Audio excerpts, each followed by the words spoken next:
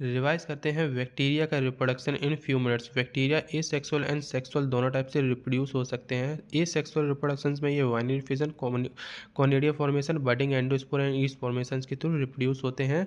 And sexual reproduction में ये transformation, transduction and conjugation के थ्रू रिप्रोड्यूस होते हैं। बाइनरी फिजन एंड कॉन्जुगेशन ये कॉमन प्रोसेस होती हैं बैक्टीरिया के रिप्रोड्यूस होने के लिए।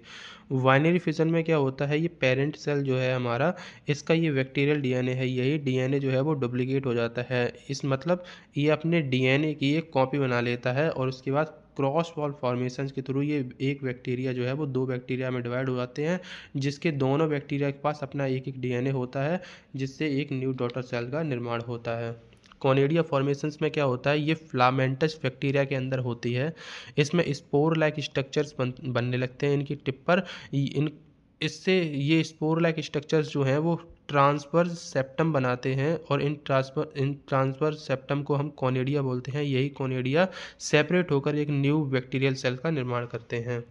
बडिंग फॉर्मेशंस में क्या होता है, ये हमारा पेरेंट है, इसकी टिप पर एक बड लाइक स्ट्रक्चर जनरेट होने लगता है जो कि सेपरेट होकर एक न्यू डॉटर सेल का निर्माण करता है। और ये तीनों जो कंडीशंस हैं, budding, conidia and binary fission, ये फेवरेबल कंडीशंस में होती हैं। ठीक है। और हमारी जो एंडोस्पोर फॉर्मेशन है ये अनफेवरेबल कंडीशंस में होती है। इसमें क्या होता है, ये बैक्टीरिया जो है एक कोर बना लेता है जिसके अंदर कंपोज्ड होते हैं DNA, ribosomes, RNA and enzymes. और इसके बाद इनके ऊपर एक जो होती है वो एंडोस्पोर लेयर होती है जो कि इनको high extreme condition and high salty environments में जो है वो सर्वाइव करने में हेल्प करती है।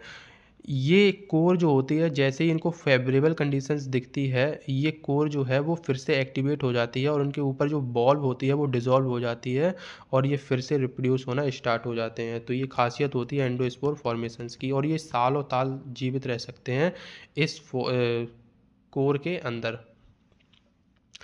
ये ईस्ट फॉर्मेशन है हमारी, ये याद रखना, ये सेक्सुअल रिप्रोडक्शन के अंदर आती है। सेक्सुअल रिप्रोडक्शन में तीन मोस्ट इंपॉर्टेंट फॉर्मेशंस हैं, कॉन्जुगेशन, ट्रांसडक्शन एंड ट्रांसफॉर्मेशन, जिसमें कॉन्जुगेशन इंपॉर्टेंट है। कॉन्जुगेशंस में क्या होता है, ये हमारा डोनर सेल है, ये हमारा रेसिपिएंट सेल है। ये डोनर सेल जो होता है इसके पास सेक्स प्लाई होता है और एफ प्लाज्मिड होता है।